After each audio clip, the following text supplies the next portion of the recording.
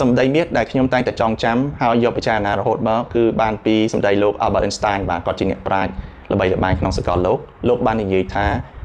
វាជាការឈួតល្ងង់ដែលយើងធ្វើអ្វីដដែលហើយយើងសង្ឃឹមថានឹងមានលទ្ធផលប្លែកពីនឹងមានន័យថាបើសិនជាយើងធ្វើអ្វីដដែលយើងនឹងបានលទ្ធផលដដែលមកអញ្ចឹងបើសិនជាយើងចង់បានអីថ្មីទាល់តែយើងធ្វើអីថ្មីបានអាចចេញជាលទ្ធផលថ្មីបានឬក៏យើងចង់បានអ្វីបន្ថែមតើតែយើងធ្វើអីបន្ថែមมันវាអាចចេញជាលទ្ធផលបន្ថែមបានហើយបើទោះថាឥឡូវយើងធ្វើអីថ្មីលទ្ធផលចេញមកថ្មី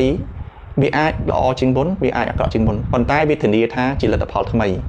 បើសិនជាបងប្អូនមួយចំនួនធំខ្ញុំគិតថានឹងនៅក្នុងចំណុចហ្នឹងហើយដែលយើងធ្វើអីដដែលហើយពេលខ្លះរំពឹងថាប្រហែលនឹងអាចមានលទ្ធផលល្អនឹងកើតមកលើយើងបើក្នុងករណីនេះបងប្អូនគួរតែគិតពិចារណាថាតើយើងគួរតែធ្វើអីបន្ថែមឬធ្វើអ្វីថ្មីដើម្បីយកលទ្ធផលថ្មីបើសិនជាបងប្អូនចង់បានលទ្ធផលថ្មីហើយខ្ញុំជឿជាក់ថា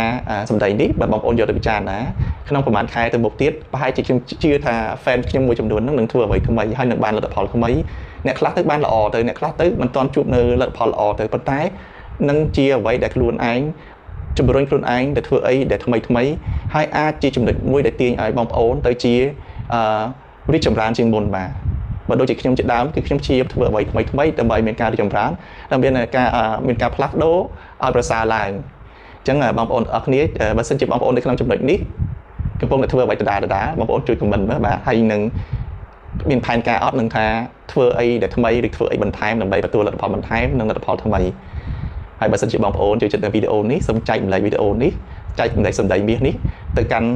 មនុស្សជាច្រើនអ្នកដែលកំពុងតែនៅក្នុងចំណុចធ្វើអ្វីដដែលហើយពួកគាត់ក៏អាចយកសម្ដីនេះយកទៅសិក្សាពិចារណាដើម្បីអភិវឌ្ឍខ្លួនហើយនឹងត្រៀមខ្លួនក្នុងការផ្លាស់ប្ដូរខ្លួនឯងឲ្យកាន់តែប្រសើរឡើង